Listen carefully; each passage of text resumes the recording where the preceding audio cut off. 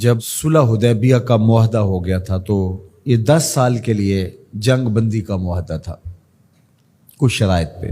تو اس کے بعد پھر مسلمان بھی کفار کی جانب سے جو آئے روز کی لڑائیاں تھیں ان سے فارغ ہوئے اور مختلف بادشاہوں کو خطوط لکھنے لگے اور وفود بھیجنے لگے.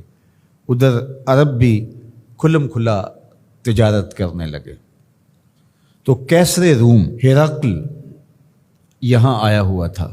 یہ شام علاقہ تھا اس وقت سلطنت روم کا، جسے رومن امپائر کہتے ہیں، اس کا حصہ تھا اس وقت شام.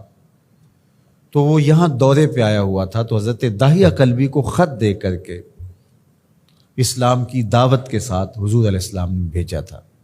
اس کو پتہ چلا کہ میری طرف ایک نامہ بر پیغام لے کر آیا ہے، تو اس نے خط وصول کرنے سے قبل معلومات لینا چاہی اور کہا کہ کوئی شخص عرب کا آیا ہو حجاز کا تو اسے بلا کے لاؤ تاکہ ہم پہلے معلومات لے لیں. تو ابو سفیان ابھی اسلام قبول نہیں کیا تھا انہوں نے، تو وہ تاجرانہ غرض سے شام میں موجود تھے، تو انہیں بادشاہ کے ہاں پیش کر دیا گیا. تو کیسے روم نے ان سے کچھ سوال کیے تھے اور کہا تھا کہ تم درست جواب دو گے، اور ان کے ساتھی کھڑے کر دیے تھے کہ اگر درست جواب نہ دیں تو آپ ٹوک دینا. تو ان سے جو سوال پوچھے گئے انہوں نے وہ درست جواب دیے. وہ ایک قصہ طویل ہے، لیکن اس واقعہ میں سے ایک چیز جو یہاں حضرت امام بخاری نے، امام مسلم نے اپنی اپنی اسناد کے ساتھ روایت کی ہے. اس نے سوال کرتے ہوئے کہا فماذا یامرکم، وہ تمہیں کیا حکم دیتے ہیں؟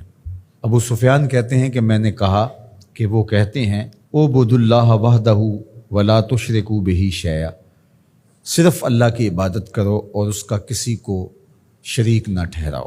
وَاتْرُكُوا مَا يَقُولُ آبَاؤُكُمْ، اور جو تمہارے آباء و اجداد کہتے ہیں اس کو ترک کر دو، وہ بت اور وہ سب کچھ ختم.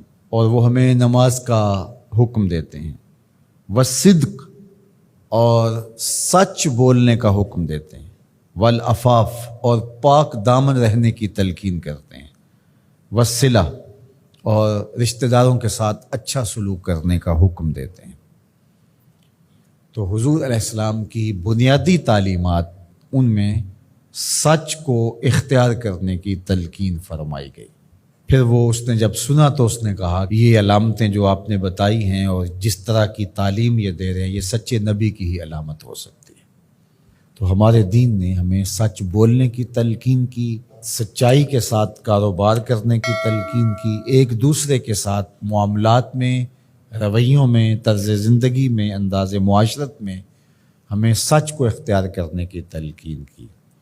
اور گواہی دیتے ہوئے، حلف اٹھاتے ہوئے، کسی معاملے کے اندر بات کرتے ہوئے، حتیٰ کہ مزاح میں کلام کرتے ہوئے بھی ہمیں جھوٹ بولنے سے روکا گیا، منع کیا گیا، اور ہمیں شدت سے اس بات کی تاکید فرمائی گئی کہ تمہاری زندگی سچائی کے ساتھ جڑی ہونی چاہیے، اس لیے کہ یہ طمانینت قلب کا ذریعہ ہے، سکون باطن کا سبب ہے، اور اندر کے عدم اضطراب کا ذریعہ ہے. اور اگر جھوٹ بولو گے تو جھوٹ تمہاری طبیعت کے اندر بے قراری، بے چینی، اضطراب اور اضطرار پیدا کرے گا، اور تم کبھی بھی سکون آور زندگی نہیں پا سکو گے. تو جھوٹ کی زندگی ہمیشہ بے چینی کی زندگی ہوتی ہے، سچ کی زندگی جو ہے وہ ہمیشہ قرار اور تسکین کی زندگی ہوتی ہے.